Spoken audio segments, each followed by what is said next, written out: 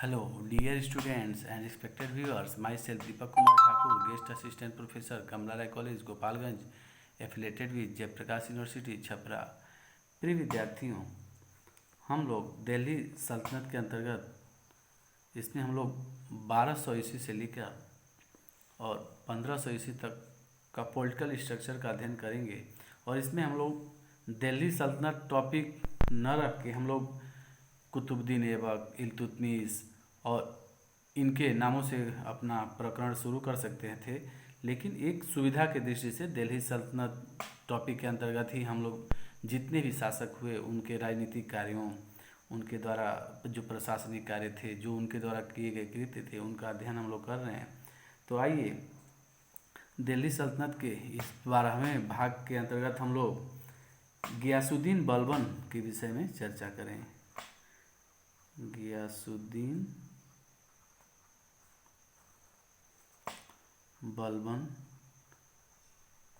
के विषय में चर्चा करेंगे और इससे संबंधित सारे तथ्यों को देखेंगे। फिर इसके जो उत्तराधिकारी कैगुबाद और क्यूमर्स हुए उनके विषय में भी चर्चा कर लेंगे और उसके बाद से हम लोग फिर प्रकरण को आगे बढ़ाते हुए अन्य राजवंशों के विषय में चर्चा करेंगे। तो देखते हैं कि बलबन ने एक नवीन राजवंश जिसको बलबनी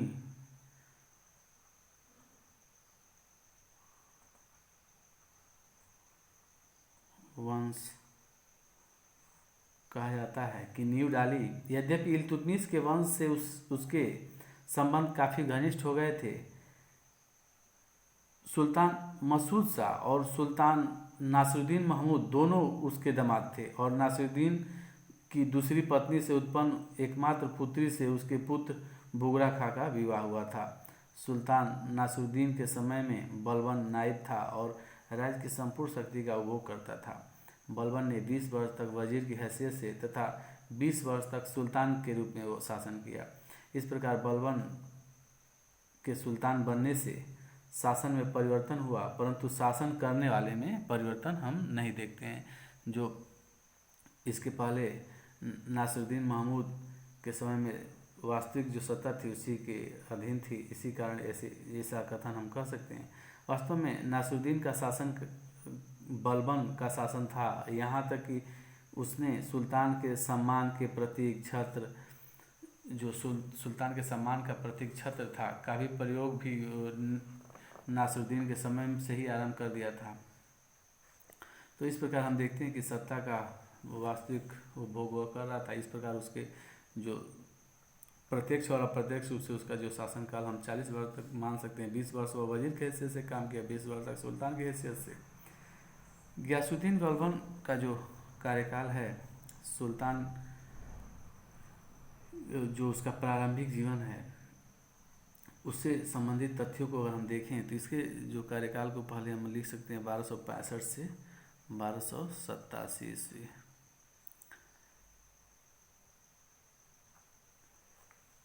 इसके प्रारंभिक जीवन को देखें, गियासुद्दीन बलबन के प्रारंभिक जीवन को, तो बहाउद्दीन बलबन के जन्म के बारे में कुछ पता नहीं लगता, परंतु संभवतः जैसा कि कुछ इतिहासकार, जैसे अगर हम नाम लें तो डॉक्टर आशीर्वादीलाल श्रीवास्तव उसको इल्तुतमिश की भांति इल्बारी तुर्क वंश का मानते हैं। उसका पिता 10,000 परिवारों का खान था। वह बचपन में मंगोलों के द्वारा पकड़ा गया और उन्होंने उसे बगदाद में ले जाकर गुलाम के रूप में बेच दिया। सर्वप्रथम बलबन को जिस व्यक्ति ने खरीदा उसका नाम था जमालुद्दीन बसरी। ख्वाजा जमालुद्दीन बसरी ने सर्वप्रथम बलबन को खरीदा था और खरीदने के बाद वह उसे 1232-33 ईस्वी में गुजरात के मार्ग से दिल्ली लाया। इल्तुतमिश ने 1233 ईस्वी में ग्वालियर की विजय के पश्चात उसे खरीद लिया।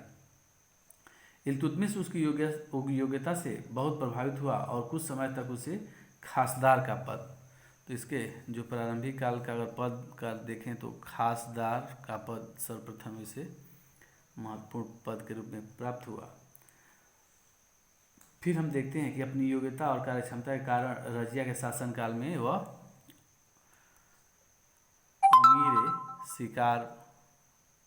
अमीर ए शिकार का पद प्राप्त किया। यह सुल्ताना रजिया के समय यह पद उसको मिला। फिर रजिया के विरुद्ध षड्यंत्र करने वाले तुर्की सरदारों में एक वह भी था, और जब बहराम शाह सुल्तान बना तो उसे अमीर ए अखूर, बहराम शाह के समय में अमीर ए अखूर अशोसाला का प्रधान, इसकी चर्चा हम लोगों ने पहले भी आप लोगों से हम लोगों ने की है कि अमीर ए अखूर अशोसाला का प्रधान होता है। तो यह जो पद था बहराम शाह के समय में उसे मिल गया। फिर अमीर हाजिब मलिक बदरुद्दीन शंकर रूमी की उस पर विशेष कृपा रही, जिसके कारण उसे रेवाड़ी की जागीर भी मिल गई।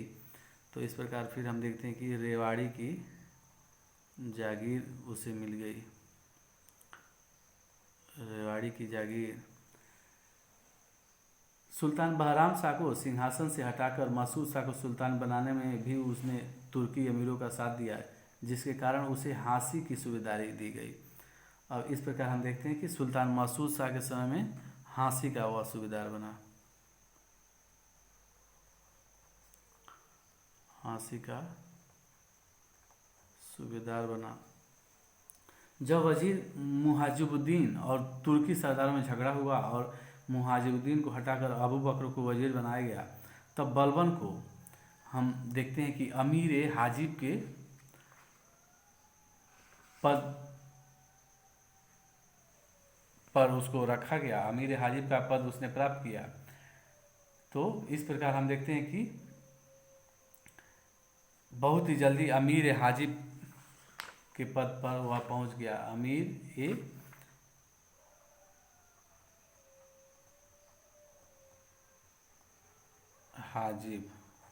हाजिब के पद पर पहुंच गया।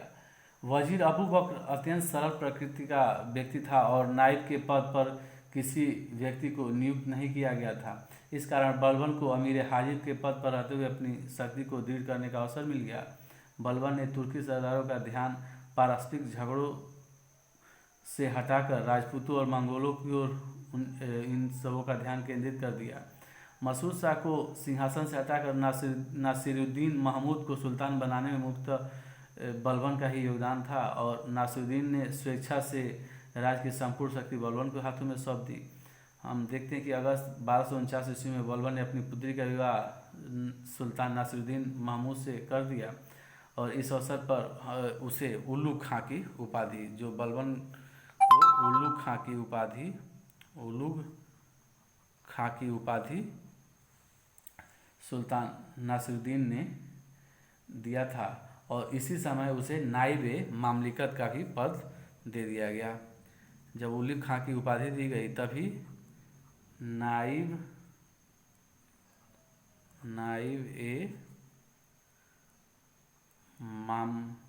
मामलिकात का पद उसे दे दिया गया।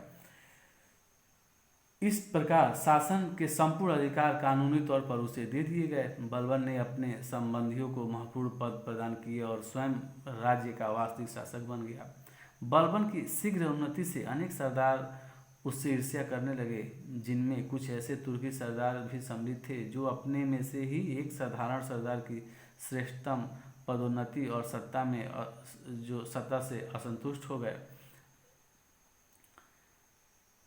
वह इस प्रकार हम देखते हैं कि एक अपने ही जो तुर्काने चिहलगानी था उसी का यह सदस्य था सुल्तान जो गयासुद्दीन बलबन, और जब यह धीरे धीरे अपनी योग्यता, प्रतिभा और अपने कूटनीतिक जो उसकी चालें थी, इसके कारण वह धीरे धीरे अपने राज्य में अपनी शक्ति का विस्तार करते गया। तो जैसे ही वह अमीर हाजिब और फिर नाइब ममलिकात का पद प्राप्त करता है, तो जो अन्य तुर्की सरदार थे, जो गुलाम तुर्कानी चिलगानी के सदस्य थे, वह अपने ही में से एक सरदार को आगे बढ़ते हुए देखकर इन सबों को ईर्ष्या द्वेष होना संभव था, और वह वे लोग जो भी सरदार थे इससे ईर्ष्या करने लगे।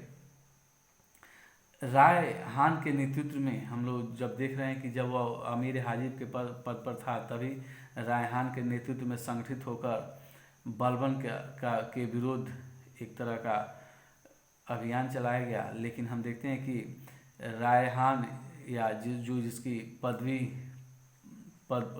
जिसका पद था वकील-ए-दार के रूप में, वह 1252 से 1253 ईस्वी के मध्य उसने बलबन को सिंहासन से पदच्युत किया था और जो भी शक्तियाँ थी उससे उसको वंचित किया था। परंतु रायहान के शासन से तुर्की सरदार संतुष्ट न रह सके और उन्होंने पुनः बलबन के नेतृत्व में संगठित होकर रायहान का विरोध किया।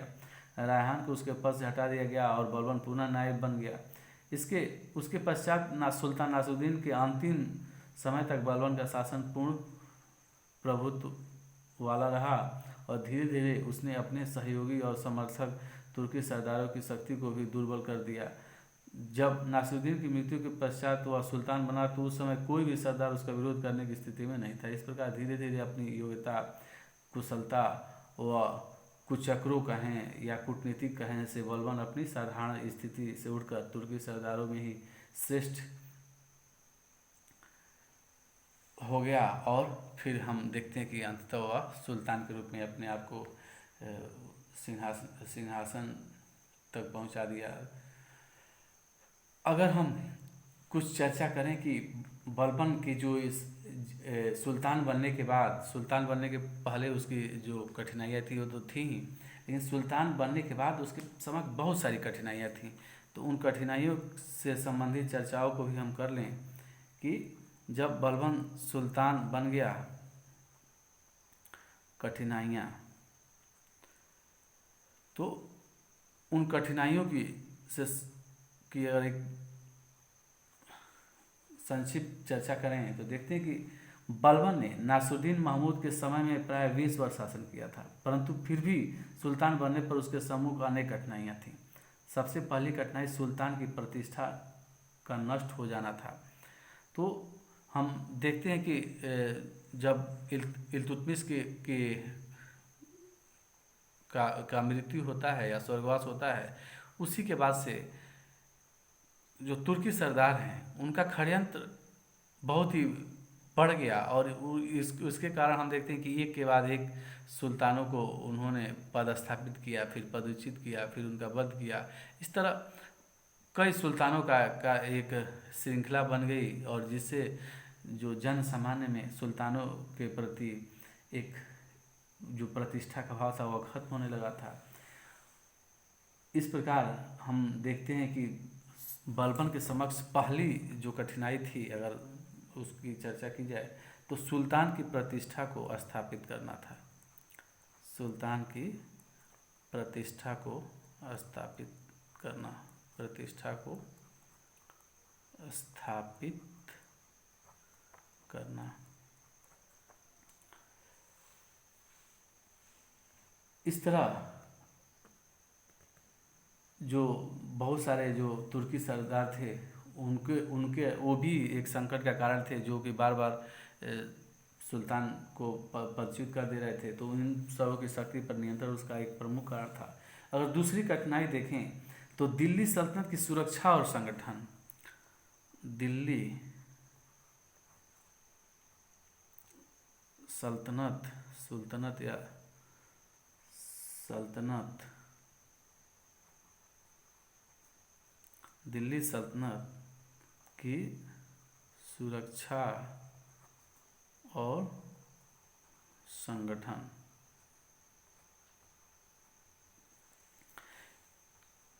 जब गियासुद्दीन बलबन सुल्तान बना तो उसके समक्ष एक समस्या ये भी थी कि दिल्ली सल्तनत की सुरक्षा और संगठन कैसे किया जाए, क्योंकि एक तरफ मंगोल आक्रमणों का भय था तो दूसरी तरफ जो आंतरिक विद्रोह थे और फिर तुर्की जो दरबारी गुटबंदी थी वह तो थी ही। इसका तो प्रत्यक्ष हम दृष्टांत ही देख लेते हैं। इस प्रकार जब बलबन सुल्तान बना तो उसके समक्ष मंगोलों के द्वारा भारत की विजय का भय न था, परंतु मंगोल आक्रमण से अपनी उत्तर पश्चिम की सीमाओं की सुरक्षा करना बलबन की एक प्रमुख कठिनाई थी। उत्तर पश्चिमी जो पश्चिम पंजाब का संपूर्ण प्रदेश मंगोलों के हाथ में चला गया था। मंगोल भारत में और अधिक प्रवेश न कर सकें, यह बलबन की एक प्रमुख चिंता थी।